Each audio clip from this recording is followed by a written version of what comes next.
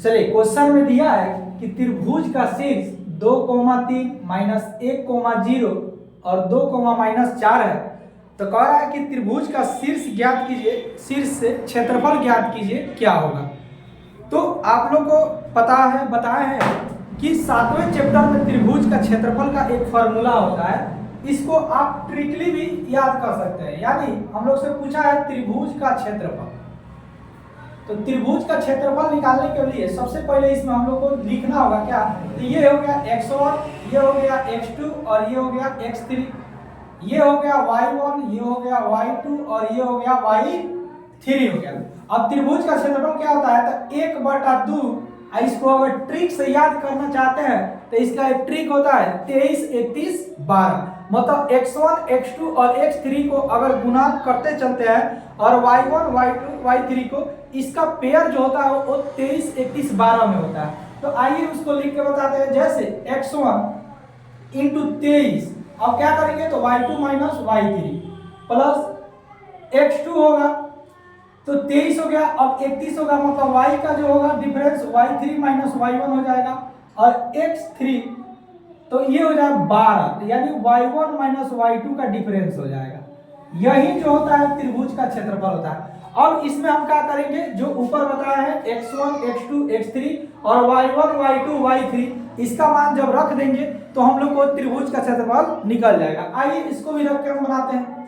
तो 1/2 into x1 का मान 2 हो गया, इंटू y2 का मान यहाँ पे देखेंगे कितना है तो 0 है, और माइनस y3 का मान कितना है तो -4 है, प्लस x2 का मान देखेंगे तो -1 है, इंटू y3 का मान देखेंगे तो y3 का मान जो हो गया -4 और y1 का मान जो हो गया कितना हो गया तो -3 हो जाएगा यहाँ पे, प्लस x3 का मान देखिए 2 दिया है और y1 का मान जो हो जाएगा हम लोग को 3 और y2 का मान कितना हो जाएगा तो 0 दिया है। इसको जो है कोष्ठ के अंदर बंद कर लेंगे। अब जो है इतना ही तक मैट्रिक का जो है रख रखाव था। इसके बाद जो है जो भी देखिएगा वो आपको सिंपल जो भी गुना, जोड़, घटाव, भागा, गुना जो भी सीखे उसी कैलकुलेशन का यूज करके जो है इसको हम बनाएंगे।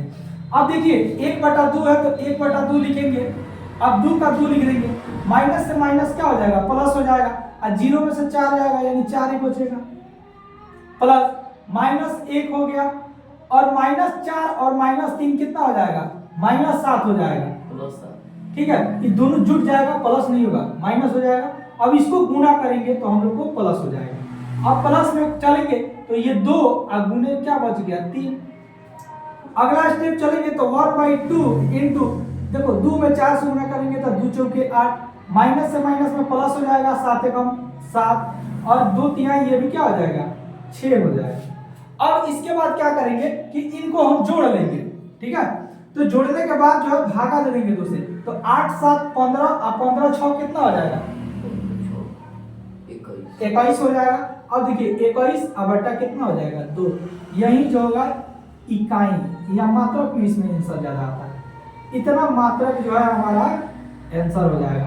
और ये बिहार बोर्ड में प्रत्येक साल रिपीटेड करके 2 नंबर में क्वेश्चन पूछता है। ये शीर्ष दे देगा, कहेगा त्रिभुज का क्षेत्रफल ज्ञात करें, या फिर ये शीर्ष दे देगा और कहेगा ये त्रिभुज के शीर्ष जो है क्या होगा जब ये समरेखी हो। तो समरेखी कहेगा तो इसमें नॉर्मल कुछ नहीं करना है, त्रिभुज के क्षेत्रफल बराबर क्या करना है हम लोग 0 लगा देना है।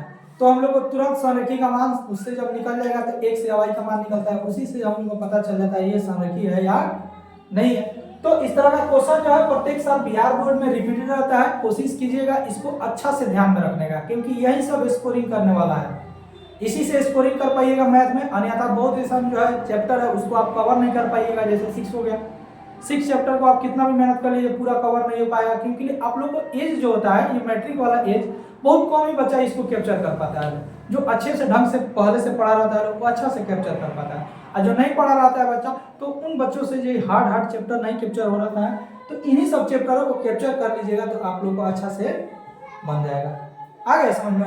तो इसको जो है आप जो भी पढ़ने का मन करे ऑनलाइन, तो इसको क्या कीजिएगा, अगर लिखना होगा तो पॉज करके लिख सकते हैं। चलिए उतार लीजिए इसको। अगर आप लोग को भी ये वीडियो अच्छी लगी हो तो प्लीज़ इसको लाइक कीजिए और अपने दोस्तों के पास शेयर कीजिए ताकि उन लोगों को भी ये इन्फॉर्मेटिव लगे और उन लोग भी बना सकें।